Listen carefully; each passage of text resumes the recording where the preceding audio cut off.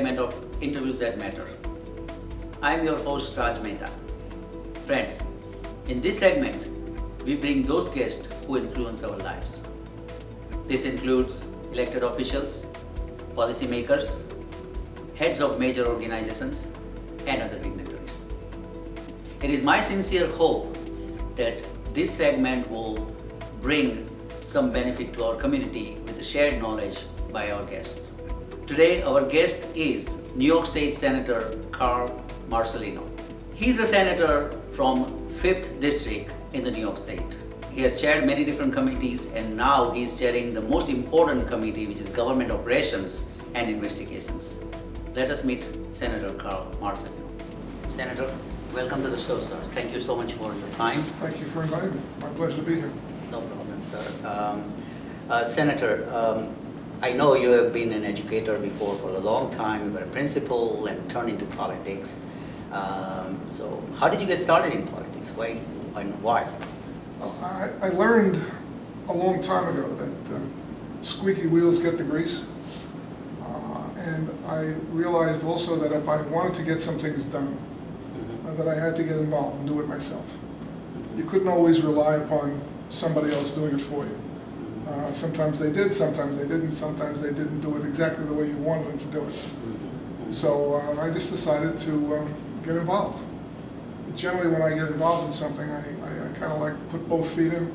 I don't like to do things halfway. I don't like to get involved halfway. So I started to look around for a political party that was good for me, that I could fit into. I was a Democrat when I was in the city. I was the president of the Young Democrats for John Kennedy when I was at NYU. And my brother and I were involved in a Reform Democratic group in Queens, where we lived. So when we moved out here, I began to look for the Democratic Party to join a group and join a party out here. I couldn't find one, frankly, in my area. I lived in Syosset, and I still do with my wife. And I couldn't find one. We met some people at a function, and one of the persons that I struck up a conversation with happened to be a Republican committeeman. I liked him. He invited me to come down to one of their meetings, club meetings. I liked the people. They pretty much had the same values I did, same kind of thinking that I did. They were not looking for a heavy-handed government. They liked the involvement. They wanted a more low taxes type of thing, and that fit my thinking. So I joined the Republican Party here. My wife was already a Republican. So I joined the Republican Party out here and ultimately worked my way through the ranks. Became a committeeman and just walked door to door, carried petitions, did the usual party work, and there became an opening for town clerk. And I was offered an opportunity to run for the town clerk's job, which meant I would have come out of the city and would have been 5 minutes away from my house as opposed to an hour in the car. So that made sense. And I moved out here, and we was successful in that election. Stayed there for 8 years. And the opportunity to run for the New York State Senate came. And again, the party offered me the opportunity, and we were successful. And in 1995, in the special election, we won, and I've been there ever since. Wow, great story. So I think, at this time I can say that, you agreed to your wife. I always have to do that, that's what I'm telling you. We've been married now, it'll be on the 9th of this month, August. It'll be 43 years. Oh, happy anniversary. And as I say to my wife, and I say to everybody, I have never won an argument or a debate in my house. I've learned to lose gracefully. I guess we all do the same thing. So, if you want to stay married to the same woman for that length of time, there you go. And keep peace in our home, you learn to lose arguments. Words. I've been married for 30 years, so we do the same thing. So you are a senator for 5th District, right? So what is it? What is the area comprises of? Well, it is an extremely diverse community. We have some of the most economically challenged people and some of the very wealthiest. It goes from on the North Shore, from Glen Cove, on the westernmost point, to Asheroken and Eaton's Neck on the easternmost point, and in between. We go down through Comac to Dix Hills. Come through Dix Hills, and 495 is about the boundary line, if you will. Go a little south of 495, but not that much. And we come through back to the Oyster Bay North Hempstead border. It comprises of about 314,000 people. Okay. Are in the district. All ethnicities, all religions, racial groups you can think of. You name it, we've got it. As I said, different economic strata. The wealthiest of the wealthy to the poorest of the poor economically. Very good educational institutions. We've got C.W. Post, we've got SUNY Old Westbury, we border Farmingdale University. It's very diverse and diverse. We've got 14 different school districts that we represent in both counties. It's a bi-county district. It's approximately 50-50. Nassau and Suffolk, it's a borderline district. And as we refer to it in politics, it is a fair fight district. In other words, there are just about as many Democrats registered as Republicans in the district. Oh, okay. So I win when I win with crossover votes. Okay, so you always have to talk to everybody. Everybody, of course. You have to talk to everybody anyway. Anyway, right, yeah. You need to talk to everybody because politically you can't win with just one party's vote. It won't work. Right. So now, you know, with the new redistricting as of January 1, how will it change? Not much. We move a little bit further south in Suffolk County. Okay. And a little bit further north in Nassau County. But the numbers pretty much stay the same. It doesn't, the lines have not shifted that much. The percentages have not shifted significantly. So it's still a fair fight seat. Still just about as many Democrats and Republicans and independents and blanks and conservatives that we had before. Same mix. Okay. Now in Senate, I mean, you've been since '95, I believe, right? Yeah. So you've been working in many different committees, and you've been chairman also for, you know, like recently you became a chairman of a very powerful committee, I guess, government operations and you know. Seniority helps. Right. See, that's why I lost my hair, but it doesn't work. That's what mine's very great. Yeah. So what is this committee function is? Because I know other committees, but government operations, I mean. Well, the idea is to see how government works. What is the relationship between the departments and the public? How do they interact? How do they work together? Are they working at all? We recommended, the committee recommended last year to combine two different agencies in the state, the Agency of Insurance and Banking. Right. We did it for several reasons. One, efficiency and cost saving, but the other one, it kind of blended. We made the Department of Financial Services, which incorporates both these agencies. We've eliminated a number of councils, commissions, and the like, whose functions have long since been done with, and the necessity for these commissions no longer there. So we look for government efficiency, basically, and ways in which we can make government more efficient, more effective, closer to the public, easier to reach. And as you well know, government is not always easy to reach and easy to deal with. One of my committee's jobs is to make sure that the government that works for the public, and the people are satisfied and can handle and reach out to them and get an answer effectively. It's a good thing. So far, we've, as I said, we had that one success. We're working on others. We look at different laws and their impact. Are they effective? Are they efficient? Right now, we're gonna hold a hearing on August 8th on the voting laws. Okay. We had that accident in Oyster Bay Harbor just recently on the 4th of July. Right. Where tragically a boat overturned and 3 young children were killed. And we decided we might as well take a look at that. We're not police, we're not investigating the accident per se. But we are going to look at the laws affecting voting.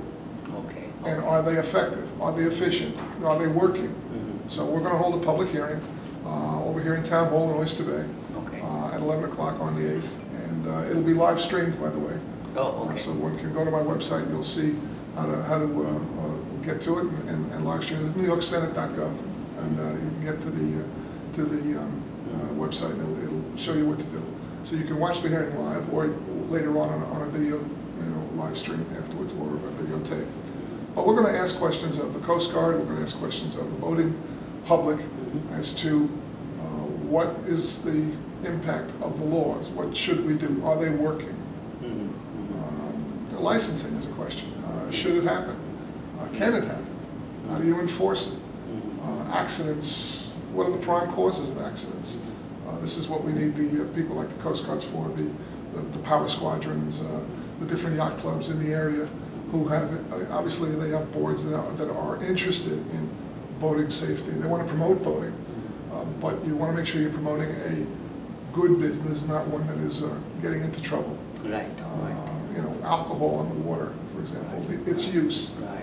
It's becoming a problem on the water, just like it is on our roads. People like to go out, they fish, and they like to have a couple of beers, maybe something stronger, but then they're driving a boat. And dangerous. Dangerous, That's exactly dangerous. right. Yep. And especially in our harbors, with a lot of moorings, a lot of other boats out there, we're seeing an uptick in incidents, and we want to make sure that the laws are working. So the government, that operations committee would kind of go through these kind of rules. Yeah. Right, and then you have to work with the assembly counterpart, your counterpart. in the Ultimately to assembly. pass legislation, yes. There is a government operations committee in the assembly as well. It's chaired by Steve Engelbright, Okay. also from Long Island. Yeah, he's coming on our show. So we work well together, and we've passed other legislation together. So we know each other for many years. This kind of cooperation we need. Right. Nothing happens in government effectively, as we've learned over the years, Right. Especially recently at the federal level, unless there is some kind of bipartisanship and there's some kind of reaching out, putting the political divisions aside, working together. If you don't do that, you get nothing done. Yeah, I mean, at the end of the day, if it's good for the people, then do it. It doesn't matter what it is, who is what, and all that, right? I mean, that's how it should be. That's how it should be. Yeah, that's how it should That's be. the ideal. Now we got to make the ideal work. Right. So, I mean, you have been instrumental in passing so many legislation all these 13 years or 12 years, whatever you have been there.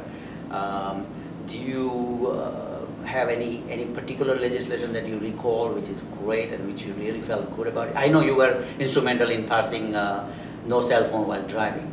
I mean, that was one of your first in the country, actually. Yeah, exactly. And I mean, we are proud of you, and thank you for doing that. We're very proud of that law, and I'm very proud that I was able to do that working with Governor Cuomo, who signed the bill, especially the texting bill.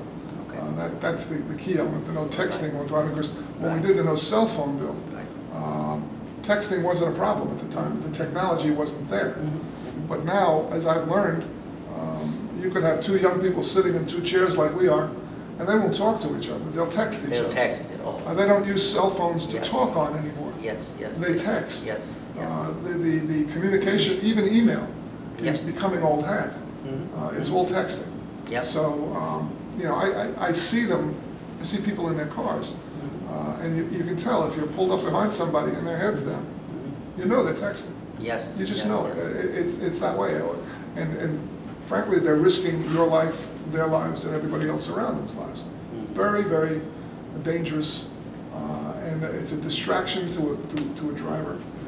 We have enough distractions in our lives. That only makes it worse. And when you're driving a several thousand-pound vehicle, that vehicle is a weapon. And you have to treat it kindly. Yeah. I think in Boston, I think right, one of the person who was texting and driving and got convicted. Yeah. So that's kind of very thousands of tickets have been given. So it's a tough penalty now.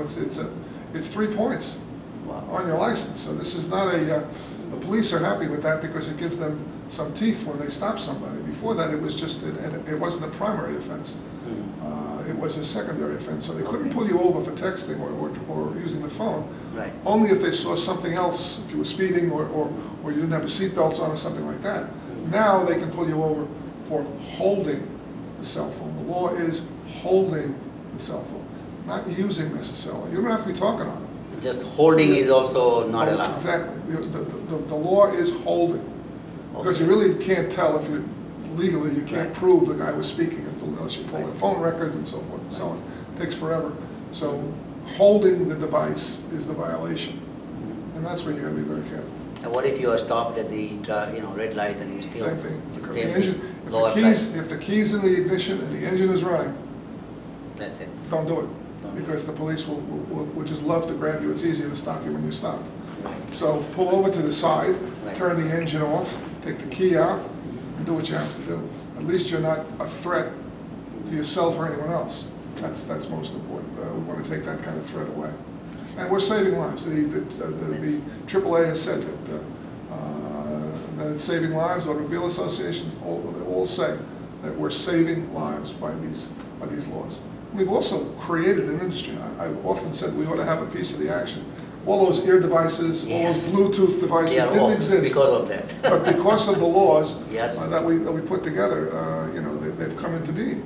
So Americans and people around the world are very ingenious in what they do. They see something, they try to figure out a way to make a dollar out of it. That's a good thing. Yeah. Senator, we're going to take a short break and we'll be right back. Sure. Please stay with us.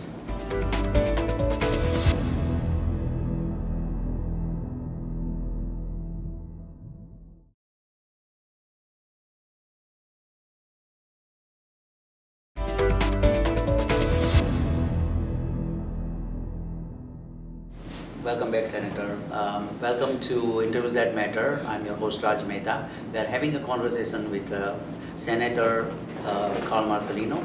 Senator, you mentioned before that there are many different communities in your district. And obviously, our viewers are specifically from South Asia. How do you think their contribution is in the district, basically? What do you think of that? Well, their contribution is fantastic. I mean, they are probably one of the fastest growing groups in New York State, if not Long Island, and definitely on Long Island, if not the whole state. We see them in every area. The school districts, the business community, especially the small business community, have an entrepreneurial instinct that is tremendous. And it's that instinct that is really building a base in our communities, which we need. As you know, jobs are difficult to come by now. Right. And people who have that kind of an instinct and a skill to create a business from scratch, as you said before, you created yours out of your bedroom. Well, Right. a lot of these people do the same thing. They're building the community, they're enhancing their communities. Their children are going to the schools. They're becoming part of the PTAs, part of the civic associations, part of the chambers of commerce. And that's good. That's a good thing. Their involvement in the community. A good friend of mine, we call him Harry, but his first name is Harinder Anand, is the mayor of Laurel Hollow. Yes. Oh, no, that's Harry Anand. Harry Anand, right. Yes, I know him. But H. Singh is the Right. is That's a restaurateur. restaurant. Yeah, and a good friend also. Right. For many years. But these people are integral parts of our community and giving back. Not only are they business people, but they're giving back to the community. They support Little Leagues, they support all kinds of community interests that makes our island a great place to live, work, and raise a family, to get into the old cliche. But it's a cliche because it's true. And it's good to see that. And the mix is good.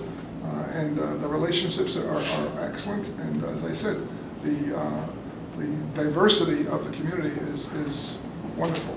My children, when they played in our backyard, it was like a mini UN in the community, because the kids reached out to all other members of the community, and I'd rather have them playing in my backyard than someplace I couldn't see. Keep them out of trouble that way. But it's a good thing, and the Asian community is really helping to build a better Long Island. Mayor Anand, Harry Anand is the first South Asian mayor in the country, so we are very proud of him. And I know him pretty well. He's a good guy. He's a very smart, very good person. So, what do you think your most successful achievements in your Senate? Well, one of the things that I pride myself on is my office's ability to help our constituents. It is, everybody looks at the legislature and thinks, well, you write laws. Right. And that's what you do. You go either to Washington or Albany or whatever, and you go up there and you write the laws. That's true. That's important. And they are supposedly reflective of the needs of the people that you represent. However, when we come down, when the legislature shuts down, as it is now, we go back to our districts. Right. And we work in the district, and we meet with people in the district, we meet with the public, and we help them solve their day-to-day problems. Right. Sometimes in relationship to their relationships with government, but sometimes just the normal problems that they get. How do we get better health care? How do we get in touch with, my Aunt Sadie needs better drugs for this disease, and we can't seem to find it. It doesn't seem to work. How do you help us get that? We help them with that. Things like that. The working with the public is the key to what I do and what all legislators should be doing. And I'm very proud of our office. I'm very proud of my staff because the staff carries the ball. I mean, Exactly. I can do just so much, and then you have to depend upon the people that you have working with you to make sure it works. We run senior citizen outreach programs. We do blood drives. We have food drives. We do a program which we call Shed the Meds, where we remove unwanted and expired medications. We collect them.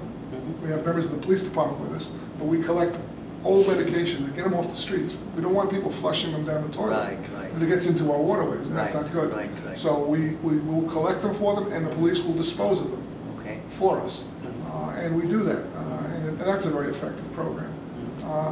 Again, the food drives, people always are willing to give food around the holidays, but people are hungry year-round.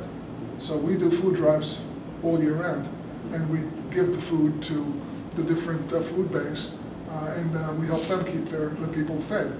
That kind of stuff. I'm most proud of, quite frankly. Okay. Let me go back to, like you were the chairman for the Environmental Conservative Committee, right, for a long time. Oh, yeah. 95 to 2008, actually. And that's a long time, and I'm pretty sure you did a lot of good things in being in the committee and all that. But I just want to find out your views on the latest, like hydrofracking, right? Which is kind of a lot of concerns about hydrofracking. What is your opinion on that? Well, it's an important issue right now. We don't have to worry on Long Island. We don't have the geological structure that would allow us to get natural gas from the ground. Where it exists, where this kind of structures exist, primarily are upstate in these communities, and they're interested in this process for several reasons. One, it'll stimulate their economy. It'll stimulate jobs in the economy, and also help us with the natural gas. We need the gas. My own personal philosophy is we got to be careful because one, the drilling and the process can be dangerous. The drilling of any well has to be done carefully because you're going to impact the water and air. And you want to make sure that and the environment around you.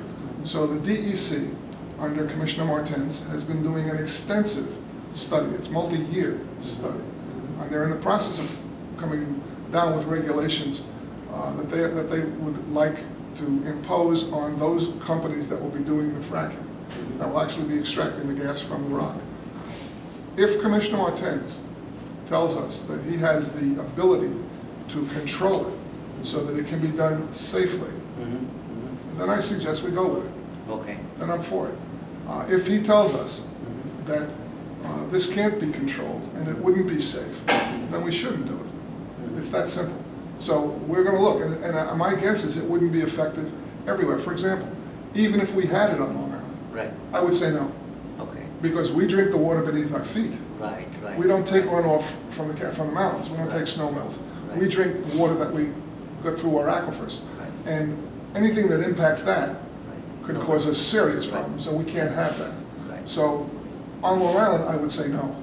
Not because it's my backyard, but because it would be unsafe for the public. It directly affects. It would be a direct impact on people, and you can't live without water.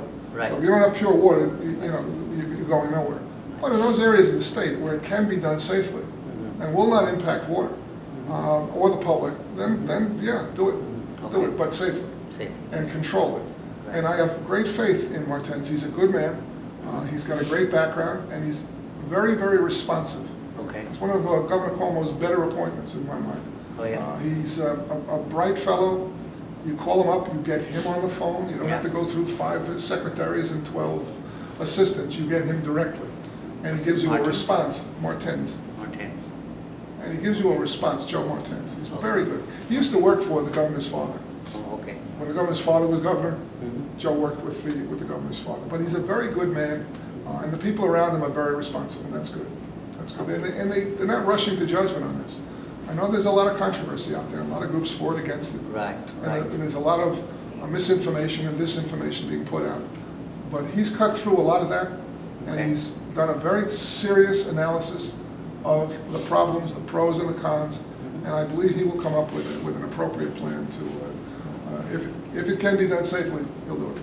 Okay, well, it's experts' opinions, so obviously that has to matter something. Oh, sure. Obviously. Yeah. Have you done anything on the solar energy?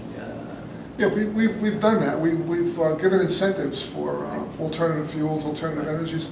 As a matter of fact, working with Steve Engelbright, we passed the law for the hybrid technology. Well, many years ago, a hybrid, as you well know, is a combination gas and electric engine. Right. We passed the technology. We had passed incentives to develop the technology. We didn't incentivize Toyota or Ford or General Motors or Honda or anybody else to do it. We said, if you have this technology and you can make it work, you will get a break and we will give you tax incentives to go out there and study this. Okay. At that time, interestingly enough, at that time, in my office in Albany, I had the representatives of Ford and General Motors and Chrysler all opposing the hybrid technology. Didn't want it. This is not the way to go. We're going to do fuel cells. That was the way they were pushed. That was the technology they were pushing at the time, and they were saying that this was not going to work. I told them, I said, listen, my knowledge of fuel cells, that means hydrogen. Right. And you got to burn that. And I said, and I don't know where I can go fill up with hydrogen anytime soon. Right. I said, in the meantime, this technology is here, and if nothing else, it'll bridge the gap. So we're going to go with it. Yeah. And I said, my advice to you is get on board. Good. Well, the technology came into play. The Japanese car makers got involved and did it before the Americans got into it. Finally, the Americans came slowly to it, and you saw what happened to American car manufacturers. A lot of them lost their piece of the marketplace, and they're only beginning to catch up, and very slowly. But the technology is here and is doing well. And I was very proud of that because we were the first state to incentivize, again, the technology. That was the issue. Now you're going to be, you're running in November again for another term. And, one more time. Again, Carl Marcellino for Senate. That's true. That's the, that will be on the voting booth, right? Like, Yes, well, I won't be on the voting booth, but it'll be close by. Yeah, okay, good. What would be the issues that you'd like to work on the next term? Well, we're going to work on the issues. There are only two really key issues in this particular campaign, both in the state and in the nation, and that is cutting taxes and creating jobs. Right. We have to create jobs. Yes. People on Long Island need work. Their children need careers to work in, and if they can't get a job, they leave Long Island. Right. And right now, we spend an awful lot of our tax dollars to educate them. Right. And what's happening is their children are leaving the state, and they're going to other areas where they get employed. Right. And we need to keep them here. Right. I want them here. Senior citizens who helped build this area are forced to leave because they can't afford to keep their homes. Right. Their incomes when they retire are not that good. So they're forced out. We want them to be able to stay here as well. And they want to stay here because they want to be near their families and their friends. Right. This is the issue. So we got to make Long Island affordable. And that means you got to keep taxes down. We passed a 2% property tax cap last year, right. Which is helping to do that, and I think will help in the future to maintain a stable tax climate. And we've gotten rid of that horrible tax, the MTA tax. Oh yeah, that's right. Which we've gotten about 2/3 of that off the backs of small businesses. Think of a tax that punished you for hiring. You're a business person and you have a tax that says the more people you put on the job, the higher your taxes. How stupid could that possibly be? That was crazy. Yeah. I voted against that. Unfortunately, my Democrat colleagues thought it was the right way to go. They put it through, and I was pleased this year to be able to work with my friend Dean Skelos, who's the majority leader, and the governor to get rid of the MTA tax. And we'll get rid of the rest of it next year as well. Good. We're pushing that. So we want to cut taxes. We want to shrink government, get government to be less intrusive in people's lives, get it off the backs of the small entrepreneur, the small business person, so that they can thrive. As you well know, 80% of the jobs created in this country. Small business. Small business. Small business. Not General Yeah. Motors, not the big guys, but the Exactly. little guys and gals who are doing it in their homes, in their backyards. Yep. I mean, Grumman, as big as that was, started in the garage Yes. by the Grumman brothers. Yep. It was a small business operation, started in the garage, and became what it is today, Northrop Grumman, and everybody knows. Now, put a person on the moon. Right. This is what we can do. This is what small businesses are capable of doing. And we have to nurture that. We have to nurture those small businesses. And we also have to nurture manufacturing. Ah, that's very important. We don't create anything. We don't build anything on Long Island Right. anymore. We used to, We used to. but we don't anymore. And we got to do it in a clean way, an environmentally safe way. And we can. The technology exists. Right. But we've got to encourage those manufacturing businesses to come to this island, to be Right. here and do their business here. And that means lower taxes, incentives. And we have it already, one of the most intelligent, well-educated workforces Oh, that you can absolutely. find. They're right here on Long Island. They are. So we got to keep them here, give them affordable housing so they will stay here and live here, and then the careers will come. Senator, we are almost running out of time, so if you have your final message to the South Asian community. My door is open. My door is always open. Call me if you need help. Senator Marcellino is going to be there and will always be there. You will get a response, you will get an answer, and I look forward to working with you to make our community better. Thank you so much, Senator. Thank you so much for joining us. If you have any comments, questions, concerns, you can email me at rajmitv@gmail.com. Again, it's rajmitv@gmail.com. Thank you so much. Until next time, see you next time.